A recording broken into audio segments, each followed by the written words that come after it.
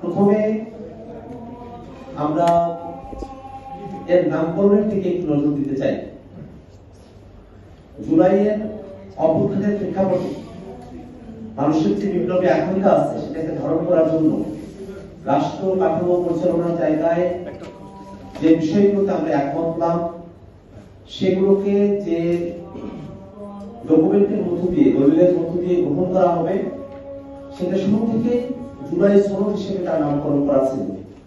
কিন্তু আমরা হঠাৎই খেয়াল করছি যে আমাদেরকে কমিশন যখন ঘোষণা উপস্থাপন করেছেন তখন জুলাই সনদকে জুলাই জাতীয় সনদ হিসেবে তারা চিহ্নিত করেছেন। আমরা মনে করি যে অভ্যুত্থানের প্রেক্ষাপটে বাংলাদেশের মানুষেরা নতুন রাষ্ট্র কাঠামোর কথা ভেবেছে, সেই ডকুমেন্ট তার শুরু নাম জুলাই সনদ হিসেবেই সেটাকে নামকরণ করা প্রয়োজন। জুলাই জাতীয় সনদ এই কথার মধ্য দিয়ে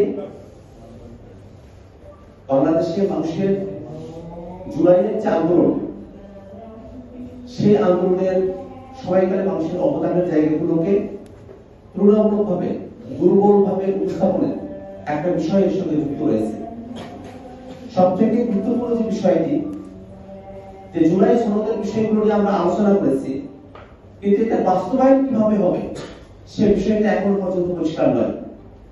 জুলাই সনদে আমরা এতগুলো বিষয় নিয়ে কথা বলেছি, রাষ্ট্রের মূলনীতি, সংবিধান সংশোধন থেকে শুরু করে নিয়ে সংসদের কাঠামো, উচ্চকক্ষ, নারী প্রতিনিধিত্ব, রাষ্ট্রপতির নির্বাচন, রাষ্ট্রপতির ক্ষমতা, রাষ্ট্রপতির ক্ষমতা প্রদর্শনের বিধান, জরুরি অবস্থা, প্রধানমন্ত্রীর মেয়াদকাল, প্রধানমন্ত্রীর একাধিক পদে থাকা, সংসদীয় কমিটিগুলোতে বিরোধী দলের যারা সাংসদ আছেন তাদেরকে সভাপতি করা, এছাড়াও বিচার বিভাগের বিকেন্দ্রীকরণ, বিচার বিভাগের নিয়োগ এবং অন্য কিছু সাংবিধানিক এবং সংবিধানগত প্রতিষ্ঠানগুলোতে নিয়োগের কাঠামো, এই প্রত্যেকটা বিষয় সরাসরি সংবিধানের সাথে সম্পর্কিত।